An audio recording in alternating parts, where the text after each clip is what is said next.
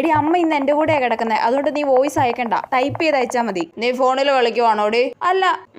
അടുക്കള വാതില് പൂട്ടിയായിരുന്നോ? ആ പൂട്ടിയായിരുന്നു. അമ്മ ആന്റി ചിന്നുമോളും ഒക്കെ എപ്പോഴാ തിരിച്ചു പോകുന്നേ അമ്മ? അവര് നാളെ അങ്ങ് പോകും. നിന്റെ റൂമിൽ നല്ല തണുപ്പുണ്ടല്ലേ? അത്ര തണുപ്പൊന്നും ഇല്ല, കൊതുകും കുറവാ. അത് ഇന്ന് കൊതുക് ഇല്ലാത്തോണ്ടാ. ഞാൻ ഇനി മുതൽ ഇവിടെ കിടന്നാലോ? അയ്യടാ, അമ്മ അമ്മയുടെ റൂമിൽ തന്നെ കിടന്നാ മതി. ഇന്ന് ആന്റിയും ചിന്നുമോളും വന്നോണ്ടാ ഞാൻ ഇവിടെ കിടക്കാൻ സമ്മതിച്ചത്. ആഹാ, അത് കൊള്ളാലോ. അതന്നെ ഞാൻ കിടന്നാല്. നീ ഒറ്റയ്ക്കാവുമ്പോ നിനക്ക് ഫോണിലും കളിച്ച് തോന്നിയ സമയത്ത് കിടന്നുറങ്ങണം അല്ലേടി? ഇനി മുതൽ ഞാൻ ഇവിടെ നിന്റെ കൂടെ കിടന്നുറങ്ങത്തുള്ളൂ. ചേട്ടാ, ഇത് എന്തൊരു കഷ്ടമാ. ഇതെന്ത് പോയി ലൈറ്റ് വെട്ടം വരുന്നത്? നീ ഫോണിൽ കളിക്കുവാണോടി? അല്ല. നിന്റെ ഫോൺ എന്തിയേ? അത് മേശപ്പുറത്താ. വേഗം കിടന്നുറങ്ങാൻ നോക്ക്. ആ ചേട്ടാ, ഇവളെന്തിനാ ഇങ്ങനെ വോയിസ് അയച്ചുകൊണ്ടിരിക്കുന്നത്? ഇവക്ക് പറഞ്ഞാൽ മനസ്സിലാവത്തില്ലേ? സൗണ്ട് നല്ലോണം കുറച്ചിട്ട് എന്താ അവൾ അയച്ചേക്കുന്നതെന്നൊന്ന് കേട്ടു നോക്കിയാലോ? ആ, അമ്മ ഉറങ്ങിയെന്ന് തോന്നുന്നു. ഒന്ന് കേട്ടു നോക്കാം.